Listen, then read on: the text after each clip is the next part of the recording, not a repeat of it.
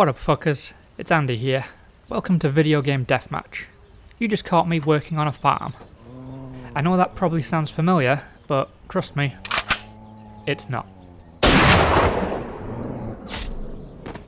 I'm isolated on an abandoned farm in a world where the dead have risen and crave human flesh, which is making all of the regular farm admin considerably more difficult. Being trapped in a deeply frustrating situation has reminded me a lot of what it felt like reading the hit comic book turned TV series The Walking Dead, which, in turn, made me think about all the times the popular zombie franchise translated to video games. For this episode of Video Game Deathmatch, we are going to look at two high-profile releases in the series.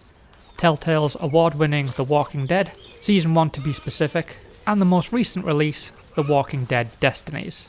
Telltale's The Walking Dead was released on PC, Apple, Xbox 360 and PS3 via episodic digital download starting in April 2012. It was later ported to iOS, Android, PS Vita, PS4, Xbox One, Nintendo Switch, the Kindle Fire, and the Ouya,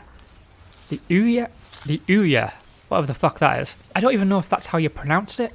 It had a shelf life of 2 years, so I doubt there's enough people out there that care if I got it wrong. The Walking Dead was released to critical acclaim and won numerous end-of-year awards, including Game of the Year for numerous outlets. The Walking Dead Destinies was released in 2023 for the PS4, PS5, Xbox One, Xbox Series X/S, Nintendo Switch and PC. It was developed by Flux Games and published by Game Mill. But which one is better?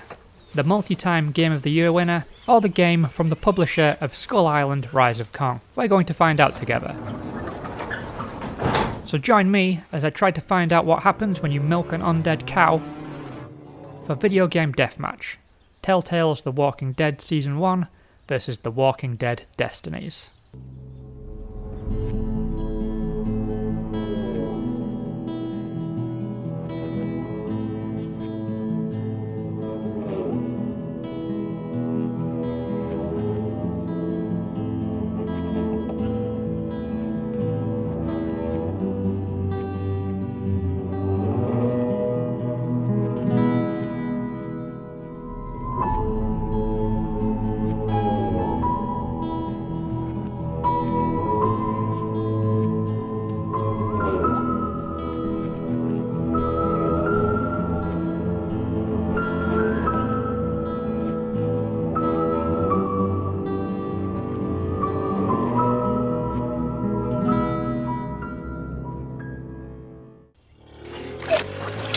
Oh, the smell. It's like a baby shat out dog vomit.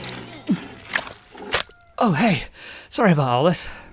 Desperate times call for desperate measures, and I have a lot of oatmeal to get through in the pantry.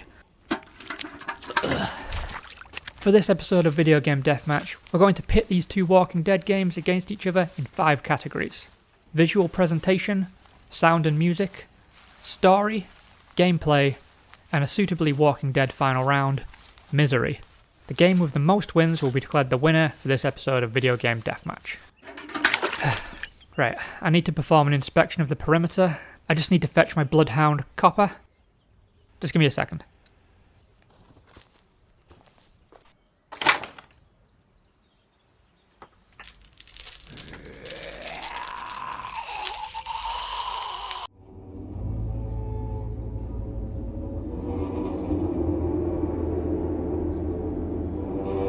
Round 1. Visual presentation.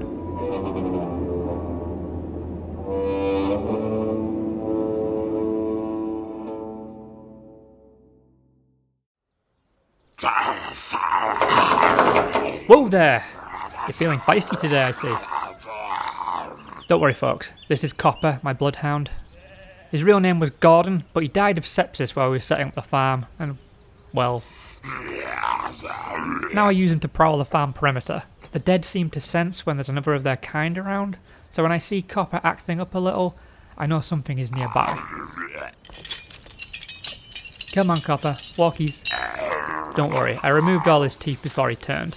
He's quite harmless. Although to be fair, I probably should have waited until he died. So, as we head towards the electric fence at the end of the property, let's talk visual presentation. The Walking Dead Season 1 has a comic book-esque presentation. The character models are exaggerated but expressive. Telltale adjusted their in-game engine to somewhat resemble Charlie Adlard's artwork in the comics. They use minimal facial movements, but the ones given to each character express the exact right emotions. The zombies themselves have a great range of designs, from the horrific to the wretchedly sad. There's a murky, painterly quality to the use of colour and shading in the game, and the outlines of the models have an inconsistent feel that makes them resemble the ink of a comic artist's brush. Everything feels authentic to the comic book aesthetic, detail is afforded where it is needed, and slight imperfections in things like textures or the straightness of lines in the background only adds to that handmade feel. Quiet, Copper. The Walking Dead Destinies boasts some really ugly character models, bearing a minimal likeness to their TV counterparts, to handily avoid paying likeness rights probably. I'll just say they did John Bernthal real dirty in this game. The zombies are so painfully nondescript. Sincerely, I could not describe one even if you paid me. A big part of The Walking Dead as a comic and as a TV series is the way the dead tell a story of their own through their appearance or performances. There is something tragic and terrifying about the creatures. The very thought of joining them one day should fill one with an existential despair. Destinies doesn't get this at all and treats the walkers like faceless cannon fodder. Cutscenes are usually static images with voiceovers and only the briefest of visual flourishes, much like Rise of Kong. Very lazy stuff. Copper, stop. They feel like placeholder animatics made early in development until the animators could get around to putting together the scenes, and then apparently someone just forgot to get around to replacing them. I know that's not what happened, but that's what it feels like. It feels like an early draft. Locations are generic, vaguely similar to places seen on the show, but warped to suit arbitrary stealth missions or weird combat encounters, gutting them of any real ambience they might have held. For its balance of both style and mood, the winner for this round is The Walking Dead Season 1. Here's the fence. Crackling with an amount of electricity I could scarcely pronounce, let alone comprehend. This fucker fries any zombie that touches it. Fries their brains in their skulls and kills them. It's real gross. Copper, knock it off. Ugh. Copper.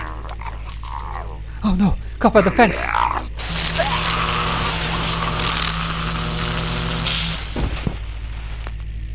Oh, Copper. Oh, Copper. The fence just overcharged the generator. I think it's blown. Now the whole perimeter is down. And there's a herd coming my way. Great. Copper, you old mouldering butthole. Why didn't you fucking warn me?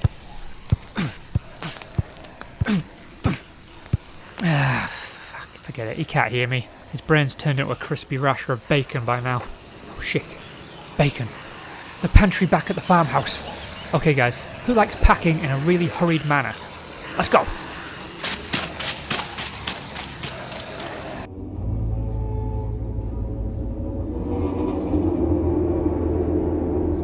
Round 2. Sound and music.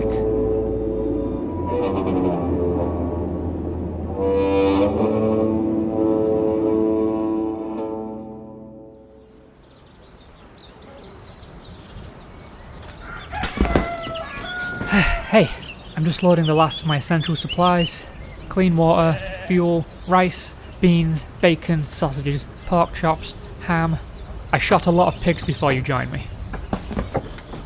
I need to get ready to leave as the herd has probably breached... Hold on.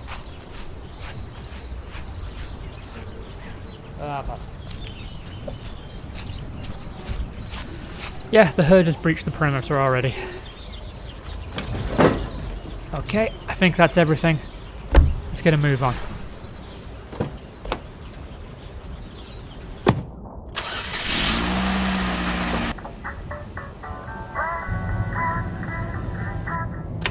I can't waste any petrol on the CD player running, but I will miss having some road tunes. Sound and music is a crucial part of creating a good atmosphere, and a series like The Walking Dead relies on atmosphere. The Walking Dead Season 1 features some of the most evocative music put in a game in the last decade or so. The haunting main theme lingers long in the mind of anyone who hears it, and most vitally, the music is distinctly its own thing, much like the art design. not trying to fully mimic something else, in this case it would be the TV show. Rather, they looked at The Walking Dead and thought what feels right for this world we're building and the stories we're trying to tell within it. Different locations offer different musical arrangements, dictating the mood of that environment. It's usually a bloody miserable tone, but there are notable variations between places such as the St. John Farm or Savannah. Soundscapes for each location heap on the atmosphere as well. The sounds of the dead marauding in the area, the gush of blood when someone is killed, and some really solid voice acting. At times, top tier even. The Walking Dead Destinies, however, is generic in every conceivable way. The music is either directly copying the TV show, or so woefully nondescript that it could be used on one of dozens of kid-friendly YouTube videos where people flail around in slime. It might sound urgent and dynamic, but it's not telling us anything. Oh, for fuck's sake, what now? Oh, Jesus Christ, the engine's caught fire. The fuck do I do? Okay, I'm gonna pull over.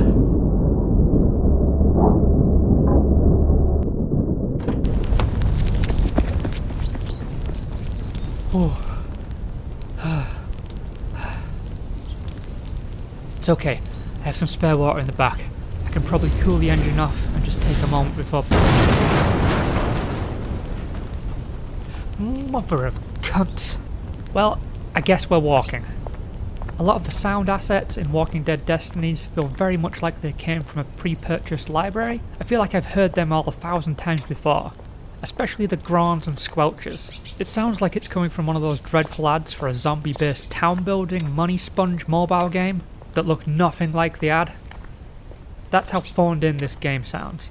The acting in Destinies is equally nondescript. Everybody is so intent on inflecting in the right accents rather than delivering a performance. Telltale's cast of characters all speak in different accents because it's not really important to sound like you're from Georgia. The emotion should be the first priority, and it never is here. Worse yet, everyone uses the same lines. You hear characters bark the same dialogue during levels, with no regard for whether it makes sense for that character. It's tedious beyond belief. I'll polish my anus with a scouring pad. It's another fucking herd. The winner for this round is The Walking Dead Season 1. I'll see you in round 3, hopefully. Smell you later, you pusculous cunts. Them, not you, to be clear.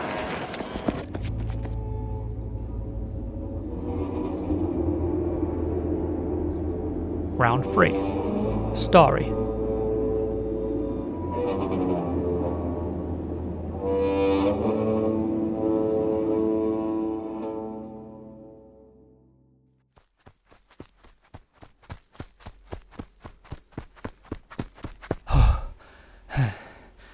I think I managed to get some distance from the herd. I had to cut through a wooded area, but I think I'm safe. Safety, however, is never guaranteed in the stories told in the Walking Dead universe. The Walking Dead Season 1 has one of the most affecting stories ever put into a video game. The episodic nature of the game allows the drama and action to constantly refresh, switching up the location and presenting new dangers. Structurally, it makes sense for what is essentially a post-apocalyptic road movie. Other Telltale games would lean more towards an ongoing storyline, but I think there's a reason this game stands up as their best. It's perfectly calibrated to the episodic format. Oh.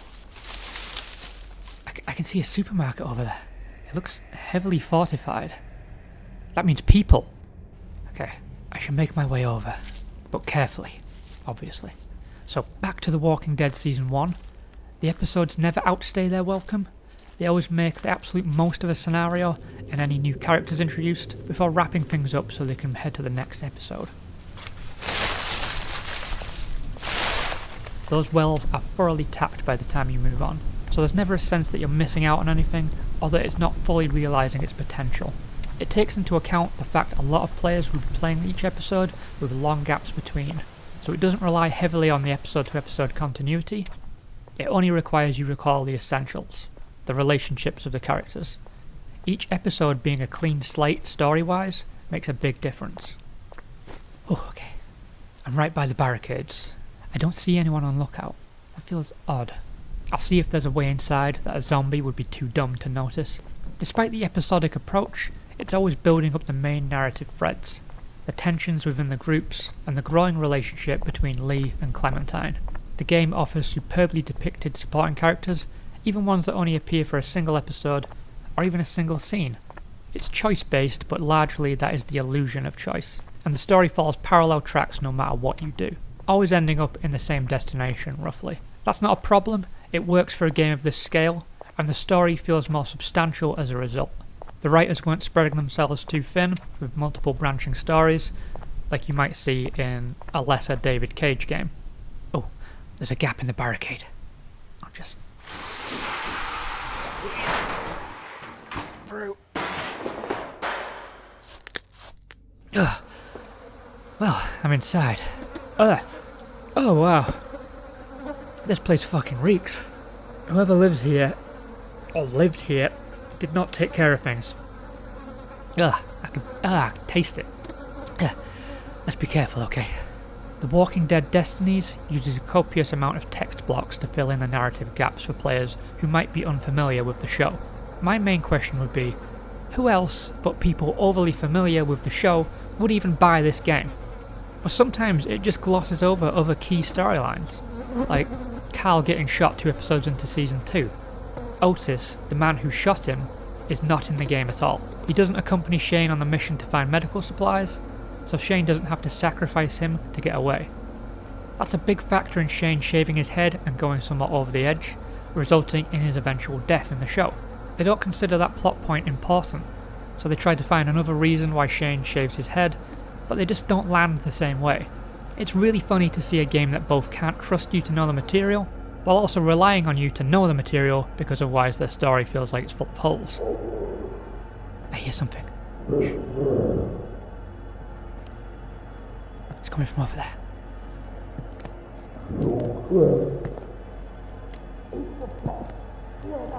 Sounds like a meeting is going on.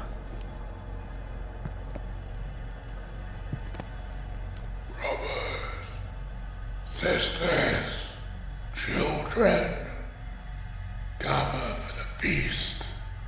There's about 20 of them. Everyone's wearing faded war paint and have shaved heads. I really hope they're not Jehovah's Witnesses or something. We are lambs guided through the slaughterhouse. Only the Lord knows the way. Fucking knew it. There is a great evil haunting this land. We must disguise ourselves as the dead to avoid its cursed glare. Avert your days, devil. Avert your days, devil. Okay, maybe not. We know what we must do. Bring out the meat. The meat. Oh god, is this gonna turn into an orgy? I don't want to watch that. Everyone here looks like they're running a temperature, but I really don't want to go back outside. Okay, maybe I can get into it. So while we wait for the meat, Destiny's big selling point is altering the story of the show, making choices that might diverge from the canonical path. But these changes don't matter. They make even less impact than the ones made in Telltale's games. Literally nothing changes. Whatever character you choose to keep alive will just slot into the exact same role as the one no longer around. Shane is functionally the same as Rick, despite their massive personality differences, especially towards the end of Shane's run on the show. Speaking of Shane, I give you the meat.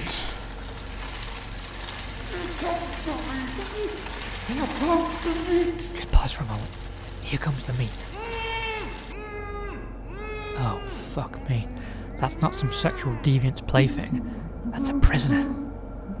Feast. Eat the flesh. Shield our souls. Fucking hell. These guys are just straight up cannibals. Fuck this. Let's just go. Well, look what I found. Oh, fuck.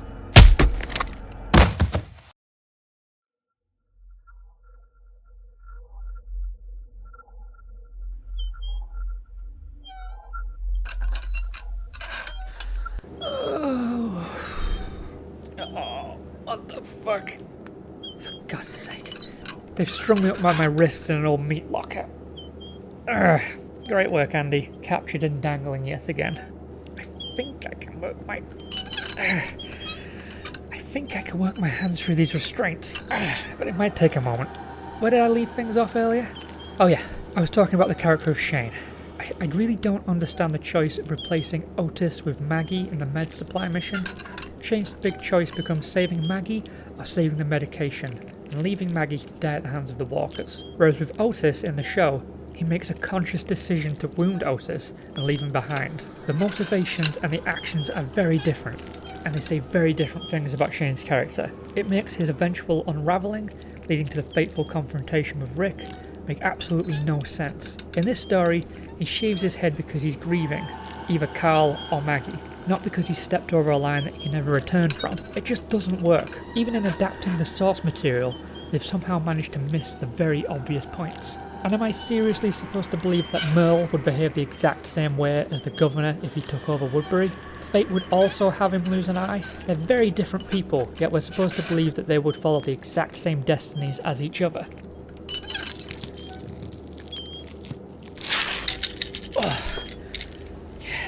That's one hand out. Oh god, this is tiring. Okay, I just need to work on the other now. Sometimes the game outright forgets you made a choice at all. Characters who die will reappear briefly in cutscenes, because I guess they hoped you wouldn't notice if it was brief enough. And it honestly never is brief enough. They practically fucking lingered on Rick's model during the finale on my Shane run. This feels like they just didn't want to render extra cutscenes, even though the cutscenes are all fucking static. It's lazy through and through. No one made you choose this gimmick. You chose that yourself. So why are you copping out so fucking frequently? Why have an interesting idea and do the least interesting thing with it? Just adapt the series wholesale or tell a new story. Either way, you need to make a fucking effort. You probably worked out who took this round, but to make it clear, the winner for round 3 is The Walking Dead season.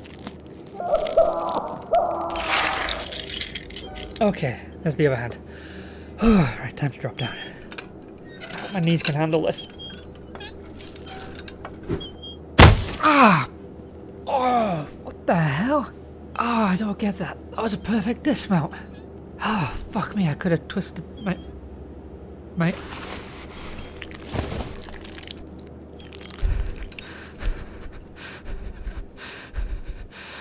Where the fuck are my legs?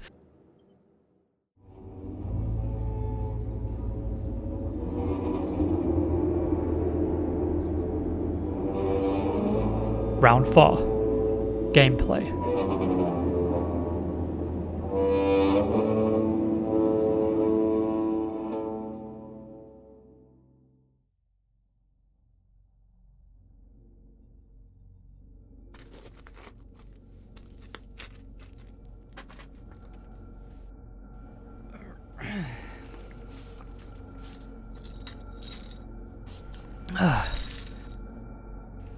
Hey guys, I'm just crawling across this dirty ass floor, covered in loose tiles. I'm trying to sneak my way out of here and then make a fucking racket. But apparently shock can do amazing things for your pain resistance. Because I feel, looking at the red wet stumps left at my knees, that I should be in incredible pain right now. But I mostly just feel cold and hungry and itchy. I'm sure that's fine. I have to get out of here. Now we get to one of the most critically important elements of any video game, the gameplay. No matter how simple or complex a game is in its design, it needs to handle right, or all the great ideas in the world won't save it. Telltale's The Walking Dead Season 1 is simplistic. Incredibly simplistic. It plays like a dozen other modern graphic adventures, with its roots very clearly dating back to the likes of Grim Fandango. You roam an area, looking for items that will assist you in very basic puzzles, or to engage with characters that will help you progress the story. The key component in The Walking Dead is the choice system. As we've established, the decisions you make don't affect the story, rather they affect you. It doesn't ultimately matter if you decide to give an infected survivor your gun to end their life, or if you refuse. They're going to shoot themselves one way or the other. The choice you make is, when you break it all down, the choice that made the most sense to you at the time. It's the choice you would have made in that situation. The choices make you think about who you are more than anything. You can't escape me! Buggering hell. I think one of them just caught up to me somehow. Fuck. Get off me. Get off me, fucking flesh-eating prick. If I get my fingers on this loose tile. Oh man. I hit him right in the throat. I was aiming for his head, but I suppose I am missing my feet, so, you know. I really don't have time for this. Let's just keep crawling. Subsequent playthroughs of The Walking Dead Season 1 will see choices made more tactically, trying to discover new scenes or new reactions, but that first playthrough is an insight into your own instincts during morally abstract situations. The Walking Dead Destinies has far more variety in terms of gameplay systems, but literally none of them work. Stealth, one of the first systems you must learn in the game, is frequently useless and thematically incoherent. The special vision mechanic helps you keep track of walkers' paths. It feels like it was borrowed from Horizon Zero Dawn, but it makes zero sense in this universe. Hiding and picking up items and healing all feel very similar to The Last of Us, only operating at half fucking speed. Luckily, the enemy AI is so frequently inept that you have plenty of time to do things without worrying about them finding you. Unless they have a direct line of sight on you, they won't come looking. There was a section in the tutorial stage where the objective is to sneak through a yard. The entire purpose of this section is to teach you the stealth mechanics piece by piece and make you think strategically, but the enemy placements and absolute lack of fluidity in their behaviour meant that you couldn't get through a certain area without getting spotted. So I just ran. I ran through the entire yard and made it to the other end with no issues. I wasn't penalised, I wasn't caught, it didn't send me back to the beginning to do it properly. At no point did I feel like I was in danger, so the stealth system appeared to be both useless and optional during its own fucking tutorial. The stealth sections in the main game are so slow and often flat out don't work. Distractions such as bottles or bricks that you can throw rarely work, and even throwing those distractions in the first place isn't always possible, as the game will freak out and aim the arch off to the left or just not show up at all. Some enemies will stare directly at other enemies, meaning you can't work your way through the ranks undetected. Essentially, you're getting one free kill before being plunged into a dreadful fight scene. You will want to avoid stealth as much as possible, yet the game will decide to stack the deck so heavily against you that you need to use it, because the combat and traversal become an ordeal all their own if you don't sneak through. Oh. That cannibal I killed is a zombie now. I guess their weird little faith was a load of bullshit after all. Where is he going? He's just wandering off. He might know a way out. I'm gonna follow him. From a respectable distance. So let's get to the combat. It's pure garbage. The melee attacks seem to do the exact same damage no matter what strength strike you use. Light or heavy, same amount of health is knocked off. A string of these attacks will set up an execution move to put down an enemy permanently, but the number of hits required to trigger that move changes frequently, and the window to execute that move is also seemingly random in length. So sometimes you'll miss your chance and need to resume hitting them with a stick. The hesitation as you try and fail to hit the kill button will mean the zombie or zombies can grab you now. This starts a button mashing minigame to break their hold. The number of successful taps will change depending on how many zombies have their hands on you at the time, and this drains your health a little. This bullshit will happen anytime a zombie gets within spitting distance of you. They seemingly have no other attacks, it's just grabs. The gunplay is trash as well, with an instant lock-on targeting that only works if the zombie is a perfect distance away. If they get too close, you'll just whiff it completely, and then you're facing another exercise in button mashing tedium. Killing a single zombie can take what feels like forever. Killing a small mob of them can feel like you've been watching a full episode of the show before the end. Fighting humans is even worse, because they can run and dodge, making the already clumsily implemented combat systems flail around for purpose. It really draws things out, and not in a fun or compelling way like in games like The Last of Us. There's no strategy here, there are no clear patterns of behaviour to study and outsmart, it's just hammering buttons until you hit someone and keeping that up until they run out of health. And everything in combat is dependent on the most flimsy stamina system I have ever seen. A few swings of a baseball bat and you're spent. meaning you need to get some distance from your enemy to recover and start over. You can bolster your stamina bar with some upgrades, but it doesn't change the fact that the stamina bar is a serious impediment to the combat, constantly breaking your immersion. I honestly turned the game to easy mode after a while, not because it was getting the better of me, just to fucking speed things up. Moving dumpsters around so you can climb up walls, another idea clearly borrowed from The Last of Us, is buggy and frustrating. It will only work if you move it in the exact right direction, and it's not remotely clear what direction that is until the game stops bugging out on you. Directing the dumpster makes no sense and seemingly changes inputs depending on which way the camera is facing. Additionally, you can only carry one item at a time. So if you want to use a bottle to distract an enemy, but again, why would you bother? But for argument's sake, let's just say you want to, that means you have to drop a life-saving medicine and hope you don't need it later.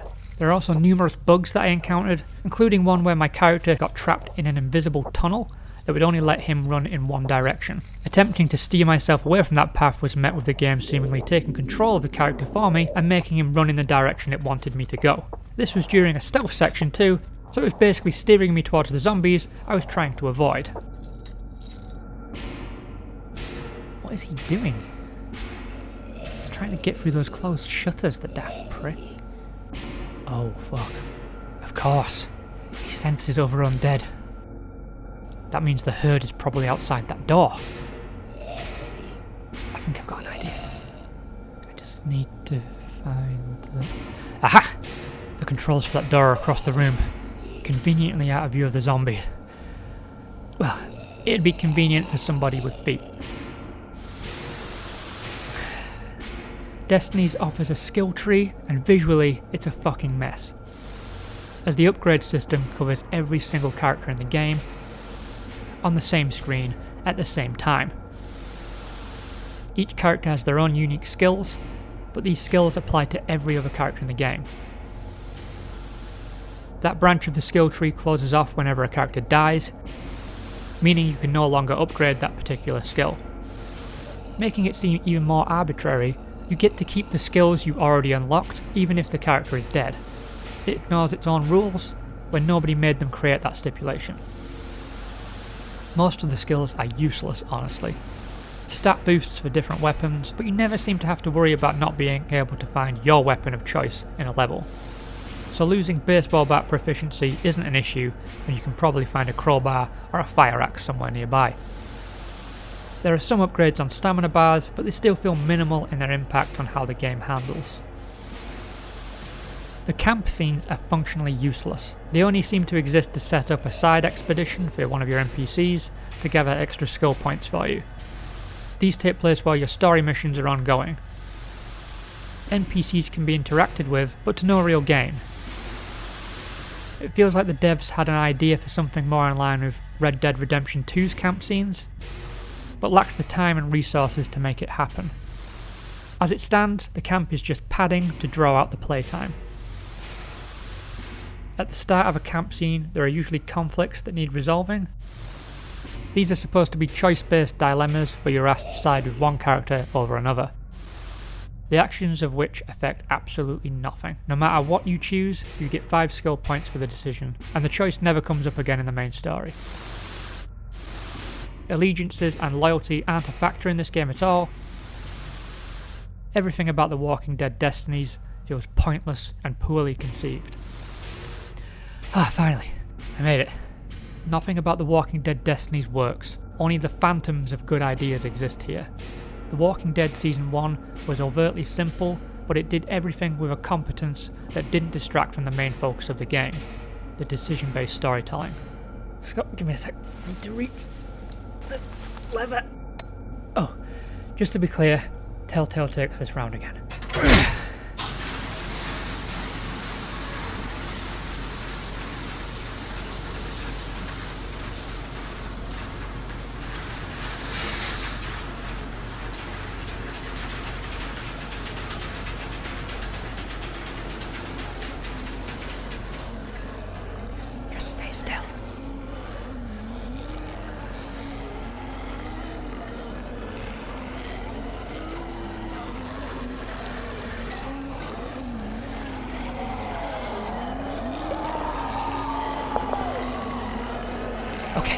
Let's get the fuck out of here.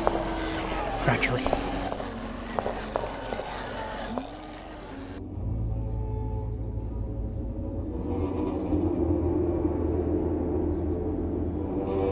Round 5. Misery.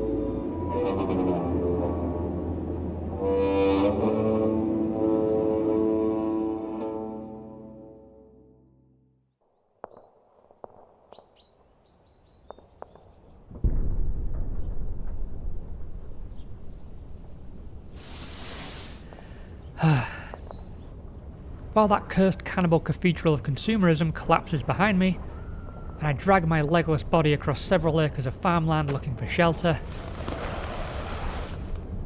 let's talk about a defining element of any Walking Dead property. Something I am feeling acutely attuned to right now. The sheer, numbing misery of it all. Misery is a distinctly Walking Dead component. No one read those comics or watched the TV series for years on end for a good time. The series has always been an exercise in how far it can push an audience before it forces them to leave. Oh, you love this character? Well, what if they died in the most brutal and painful way? Oh, you're still sticking around. Cool. A lot of people have a high tolerance for suffering, apparently. Anyone who grew up in England would understand this. So, with that in mind, which game succeeds the most at punishing its audience for daring to invest in its characters? There's a handful of games that have just utterly hollowed me out as a person with their emotional impact.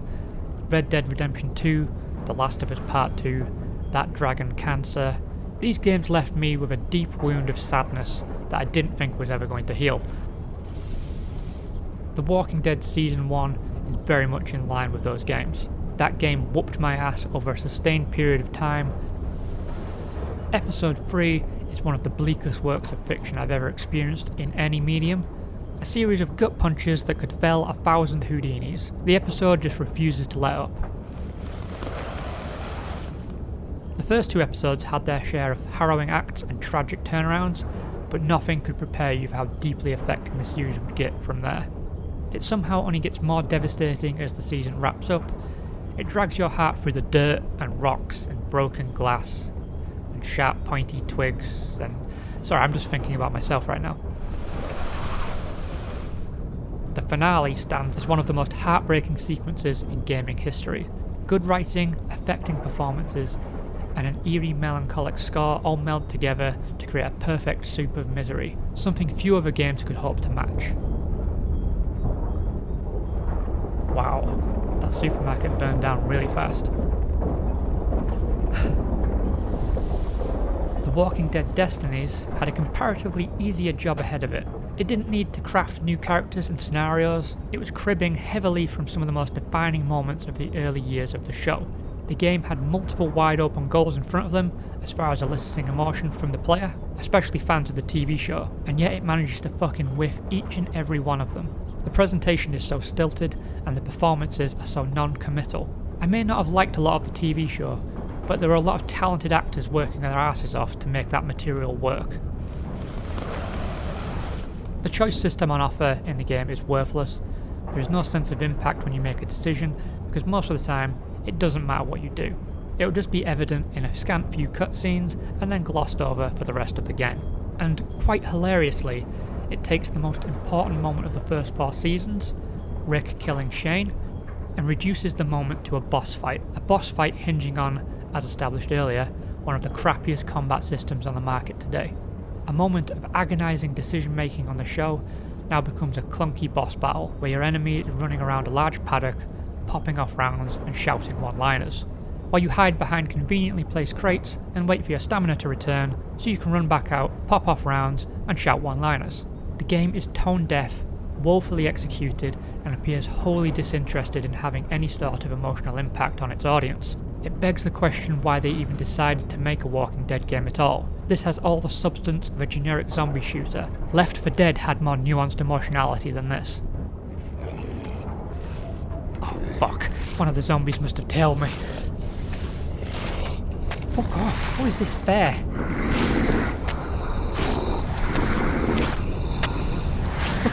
me. The meat is spoiled. My diet is dreadful. I'll taste gross.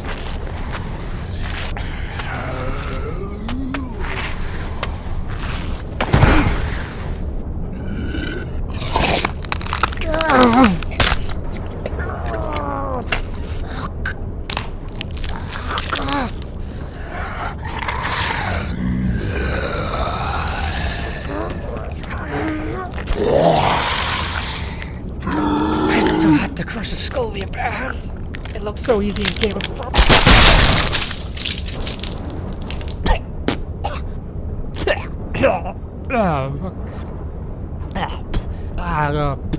I've got bits of skull on my tongue.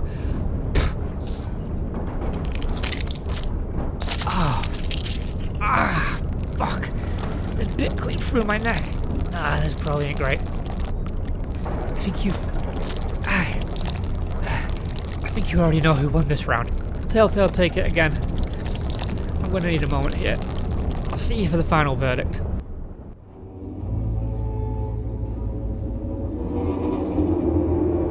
The final verdict.